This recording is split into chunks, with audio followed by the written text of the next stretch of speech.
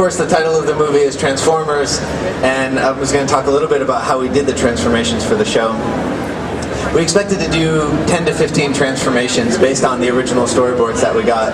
We ended up doing 48 for the show, and that included things like battle masks, which you see here, weapons, which there were quite a few of, and these were actually some of the most difficult because Ironhide has fairly thin arms, but then he's got these enormous guns that come out of them. So with that kind of volume change, you really had to figure out something interesting to make it work, where it didn't just seem like everything was scaling out of nowhere.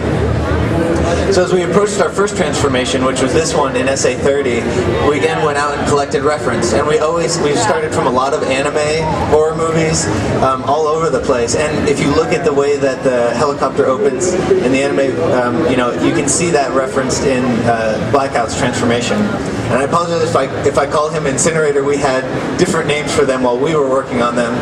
Then Hasbro relabeled them.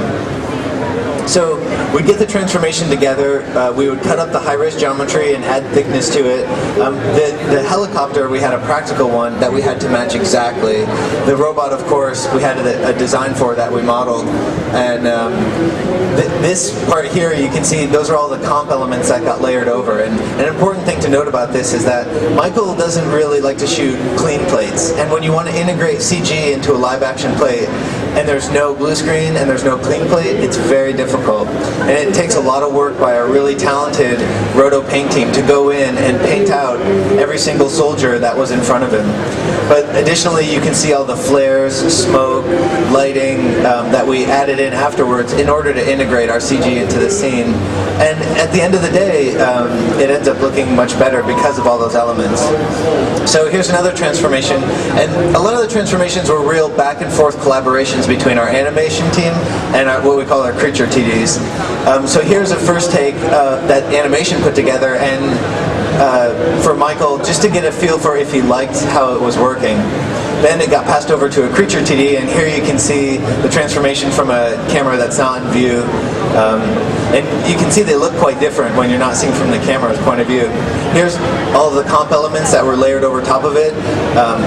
The flashing lights, the glints and the flares, those were all very important in terms of making the car look totally realistic. And here's the final shot. And this plate actually had a police car in it that got completely painted out and replaced with our all-CG version. And here you can see the results of Starscream attacking Ironhide and Ratchet. We had one creature TD in particular who I thought maybe had something against robots, because I gave her a shot of Megatron being attacked by the missiles at the end of the film, and she came back with this, in which he's basically emptying his guts out all over the street. I said, Carrie, that might be just a little too much. So we toned it back for the final shot. But the thing to note there is it's not just the explosion off of him. Like, his foot steps into a hole, and she simmed all the pieces getting pushed out of the way, along with, the lamp pole getting knocked over. So it really was about running a lot of simulations in the environment in order to make sure that these robots felt integrated. Here's another example where this was basically an all-CG shot except for the plate, and we had to do a lot of destruction work that was then supplemented by fire and smoke elements that the TDs generated. And here's the shot as it appeared in the film. This shot actually got done in like the last 3 weeks of the show, so it was quite a pressure cooker in terms of getting it finished. So we had to do, Michael is famous for car chases, and this one had a huge one in it. That meant transformations at 60 miles an hour, and that meant road interaction. And so what you see here, all the smoke and debris and dust elements that we generated in order for this shot to work. Another challenge that's usually not really thought about was that he shot these plates with all the vehicles in them. And of course, to put our CG ones in, we had to remove the real ones. So we had an incredible environments team that built us these all CG backgrounds. They used real photography from the plate, and then from stuff they shot right outside the office, constructed these 3D environments, and then were able to deliver plates with 0 cars in them so that we could put our CG versions in. Most of the time it was easier for us to use all CG versions than it was to transition from real to CG. So clean plates were essential, and Michael would have us show them side by side, so we had to get to the point where he couldn't tell the difference between the real and the CG one. This is one of my favorite shots in the film when Bone Crusher tackles Optimus, and This was also animated by Sean Kelly. Once he was finished, we ran smoke simulations for Bone Crusher's movements after that, and then supplemented it with, again, fire, sparks. The sparks were really key in order to sell the character, but we had to make sure that they didn't get too big, otherwise they'd blow the scale on the robots. And here's the final shot in the film.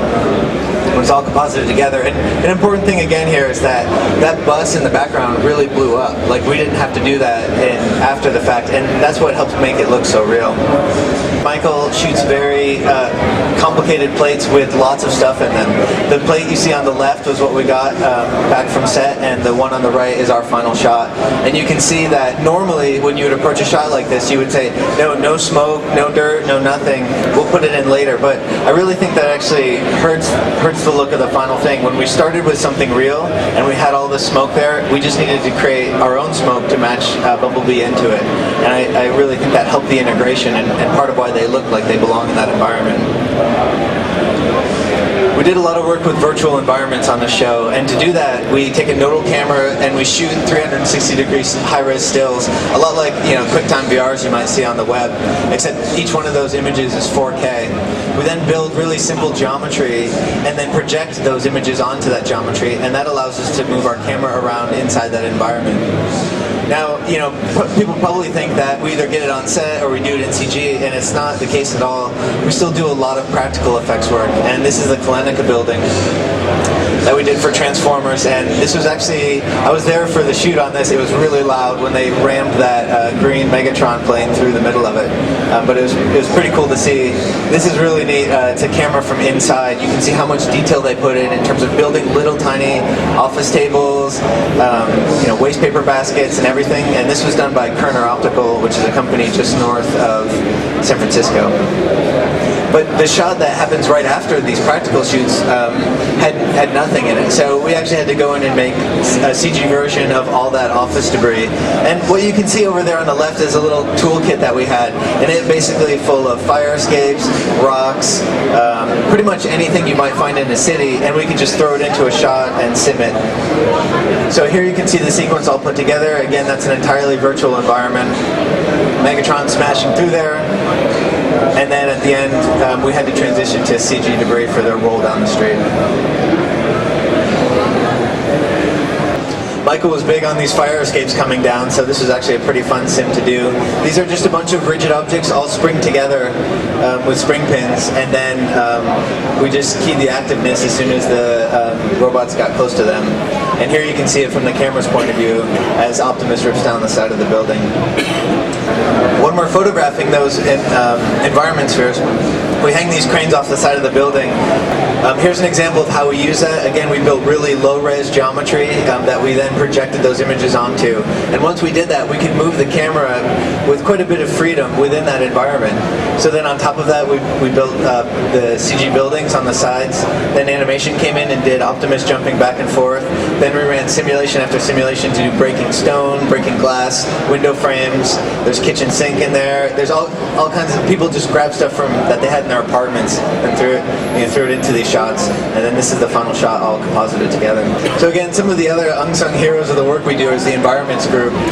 Here you can see the plate that we got with Megatron. It just had his legs from the waist down, and then we went and built the whole upper half of the environment along with his upper torso. And we have to layer in, again, a lot of smoke, steam, and different elements into it in order to get the final composite that you see. Now, those legs were in there, and in later shots we actually wanted them removed, but it was going to be too expensive to remove them, so in many of the shots we had to paint out those legs because they were in the way of once Megatron starts moving. Here's another example of where you're sort of creating something from nothing. This is a backdrop shot in LA with Shia running down the street. Again, we build that virtual environment of all the city background, and then add in the hero robots along with some tracer fire between them and smoke and effects. Simulate some impact when he hits the ground. Michael makes higher energy films. He makes action films, so we tried to always, pretty much stuff them as full as we could with really interesting things. And that's why you see that tire fall right next to Shia. Michael was very insistent that a tire had to nearly hit him on the head.